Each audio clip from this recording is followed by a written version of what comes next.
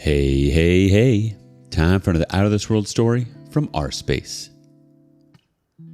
What prompts us to stay and what prompts us to leave? What are those aha moments? Today on rSpace, the light bulb comes on and we can finally see everything for what it truly is. Up first, the old ball and chain. Asking her for a divorce tomorrow. I've tried hard to make this work, but I can't do it anymore. Unless she does something huge to show her committal to our marriage, I will start the divorce process. It all started a year and a half ago. She has been a housewife for a decade. She wanted to pay off our house faster, so she got a job delivering pizzas. She was open about everything that happened there. It was a small pizzeria, so I met her coworkers. She had them over for dinner. Last year, she talked me into letting one of them rent a room from us. She would make extra money. He would live in a better place. I knew him. It seemed like a win-win. I didn't think it would be a problem because my wife had shown herself to be trustworthy across our whole marriage, all 17 years of it. She's also nearing 50, and he's in his late 20s. He also is an immigrant saving up to bring his wife over. After 5 months, my wife suddenly moved out of the bedroom. She was sleeping in our spare room. That itself isn't suspicious. We prefer sleeping in different temperatures, and my work shifts have me sleeping at odd hours, so we've slept in different rooms before. After a few days, I came home for lunch. My wife sat me down and said we need to talk. She told me that during the morning, our daughter, 12 years old, caught them kissing in the kitchen. I asked her if she had slept with him. She said yes. I told her I loved her very much and that there's something important in our marriage if we've been together for 17 years. She agreed to go to counseling with me. He moved out immediately and we started marriage counseling. She hated it and cried hysterically after each session. The counselor seemed off and didn't seem to understand what she was doing. I switched to a different counselor and he was great. But my wife refused to have more counseling. She hated the first one and refused to give someone else a try. So I attended alone with the other one a half a dozen times. The whole time, she refused to quit her job. I asked her, explaining that I'm not jealous or suspicious. I just fear continuing to work with him will prevent us from reconnecting and healing. She got angry and refused. She almost threw her phone at me, telling me to check her text history if I don't trust her. She never quit. After a few months, we never seemed to move on or get back together. A cloud seemed to hang over us and I lived constantly with the uncertainty of our future. With my counselor's help, I kept proposing ideas to help us heal. One was to go on a vacation with just the two of us. She refused. By November, I was thinking I might have exhausted all my options to heal. Me and my counselor agreed we couldn't do more together. I think he was hinting I should divorce. My father suggested to wait until after Christmas so I wouldn't put a dark cloud over the holiday. While this was happening, I snooped through her dresser, in the spare room where she was sleeping. I found a small stash of lingerie. It's not new, but she specifically moved it there.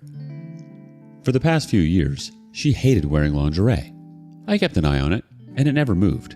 The exact position of each bra and panty was the same, so I'm confident she didn't even move it. I also snooped through her text history and didn't see anything suspicious. I kept an eye on it. It stayed motionless so long I almost stopped checking it. At the end of November, she left for some errands. I decided to check her dresser and saw the lingerie was missing. Sometime after she returned, I checked the dresser and the lingerie was back. Around this time, I checked her text messages. Her entire history with him has been deleted. She didn't delete anyone else's. November to December. I thought a lot about divorce. I knew it was likely, but I wanted to make sure I didn't do the wrong thing. We have a daughter. We get along so well and it will be hard to meet someone with her traits again. 17 years. Maybe I was just working up the courage to leave her. At New Year's, the other man went back to his home country. She drove him to the airport and kept his car here. A few days later, she told me she thinks he wasn't actually on vacation, but to stay. She told me suspicious things he said. But as she talked, the things became strong and more obvious. So obvious it looked like she knew he was staying but was faking just figuring it out.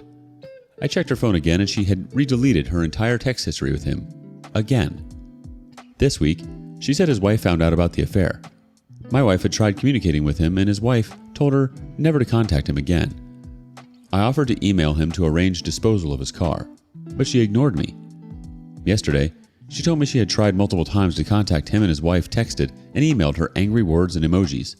She doesn't seem to get it, that she should stop. That was the final push for me. Not only does she not respect me, she doesn't respect his wife either. She seems to have no intention to stop her relationship with him, and he has done some highly suspicious things. I'm done. Not only have I tried everything to try and fix our marriage, not only have I been trying so hard to be a good husband before the affair, cleaning, help with our child, fixing things, touching without sex, and more, but I'm also done feeling this way. I've felt shock and fear. I frequently break out crying. I can never understand why she would cheat, keep cheating, hide things, and not try like hell to fix something she does value. I often break out shouting, "Why did you do it?" Or, "Why can't you just love me?" I'm sick of feeling this way. At one point, I considered just staying in the marriage without sex or love because there's so much good in our relationship and we still get along really well. But I've come to see that I'll never move on if I live with her. The misery is invisible but ever present. I have to divorce to move on. I can't keep living with this anxiety and uncertainty. It's selfish and wrong of her to put me in this position. I want out. At least I've accomplished one thing, knowing I've done everything I can to save this once wonderful marriage. I thought of divorce once she confessed, but I didn't want to regret it years later. Now, I don't think I will. Update, January 15th. The next day I talked with her about divorce. I told her I love her and always will, but that I can't keep living the way I've been. We're not healing, and after this much time, I don't think we will. I said we need to end our marriage. She agreed. She said she doesn't feel like we're healing either. She said that she's not getting an emotional connection that she needs, and that it's something that she struggled with for a long time, long before she met her affair partner. To be honest, something felt off for a long time. I had tried harder to be a good husband, but by myself it wasn't enough. She has no idea what I'm not giving her. I think she really could have benefited from counseling and maybe CBT. It's possible I'm giving her everything she needs, but she just has some dysfunctional mindsets that are keeping her dissatisfied with life, which then interferes with her from having a happy relationship. I'm certain therapy would have helped, but it's too late for that now. A few years ago, I tried to get her counseling, but she refused. We talked about where to go from here. We don't have fixed plans yet, but we're thinking of leaving her the house and I keep her savings. Those are roughly equal to our home equity. I proposed 50-50 parenting time with our daughter, and she didn't object. However, I will have to consider how that could be affected by my work schedule. I work both days and nights, although she's a nearly 13-year-old with no special needs. She should be able to get up in the morning and go to school without my help. It's really only the mornings that I won't be able to see her. I'll have to pay child support. It's mandated by the government based on a formula, so we don't have any discretion. My wife says she understands she's the one who caused this, so she will not press for spousal support. That's huge. I'm grateful for that. I make good money, but child support plus meaningful spousal support would seriously hurt my livelihood. I haven't broached the subject of my pension yet, but in light of everything else, I'm optimistic. We don't have details or commitments yet, but it's only a day into our decision. We will need time to work out the details, meet a lawyer, and get the process moving. This is hard, but so much better that it's amicable. A lot of you guys have posted hate for her and pushed me to do things like surprise her with paperwork, try for full custody of our daughter, etc. You read about something awful, then get a justice boner at the thought of her getting punished. I get it. She did something terrible. But going to war isn't going to make things better. I simply have no chance at full custody or keeping all the assets. A legal battle will cost tens of thousands to only end up with a deal that's worse than what she's offering me. Then there's months to years of stress, anger, and conflict that would hurt our child above all. And the only ones who would come up better would be the lawyers. Screw lawyers. Also, I would just rather not be angry. I just feel better being at peace. With our child, we'll have to work together even after a divorce, so we might as well get along. I've seen plenty of other people constantly quarrel over their kids. They're always frustrated, miserable people. I don't want to be like that. I don't feel happy yet. I feel sad, scared, and sometimes sick to my stomach. Sometimes I second guess this decision, but it's obviously the right one. Divorce may be analogous to ripping off a Band-Aid, but I guess it still feels bad because divorce is a process, not a single instantaneous action. I hope things get better. Edit. January 23rd. Some users have messaged me for another update. There's not much to add, but here it is. Since deciding to split, she's been looking for new places for me. Seriously, she looks at houses for sale and shows me good ones as if we're moving together. She's been looking for work too. Once she said, "What are we doing?" as if it was crazy for us to split. She asked me if I really want to do this. So I'm getting mixed signals as to whether or not she actually wants to divorce. She also restated that she will not see a therapist. She needs to. I love her still, but I can't live like this. I can reconcile our divorce, but I can't fence sit. It's been hanging over me for months. I need to move on from this, and if she's not going to change, then leaving is my only option, no matter how much it hurts. I'm getting a lawyer this week. Last week I was crazy busy. Hopefully getting legal action moving will help me. At least I know I'm taking control and moving on. What does the community think? His wife 10 chimes in. Divorce her and get your child out of that awful situation. That is disgusting that your wife would let her child catch her cheating and then continue to do it. She's selfish, and it's doubtful she'll change. Good luck to you, OP. Please don't stay in a loveless marriage. Your child will learn from you and your soon-to-be ex-wife what a relationship should look like. The OP replies, You're right. She's been awful and selfish. Our relationship no longer has love, and I don't think she'll change. I can't believe you've been so patient throughout all of this. You did all you could. You went above and beyond without any reciprocity, and yet you still continued. Why? She was done. And then for her to toy with you after that and say, What are we doing? No way. She's playing mind games with you. I feel like her daughter is old enough to even see that. I'd be extremely embarrassed for my daughter to see her mother treat her father this way. But at the same time, I can see how your daughter wouldn't see you as a quitter. But are they one and the same? Your ex never once put her all into trying to make this relationship work. I think her trying to help you find places to live is just her way of playing the victim, to make it seem like she cares so she can still have you wrapped around her finger. I feel like maybe you let her do this to you in the past. She definitely walked all over you and took advantage of her kindness and rational demeanor. She definitely doesn't deserve you or how you're treating her, and have treated her throughout this process. She'll never change. She doesn't seem remorseful at all.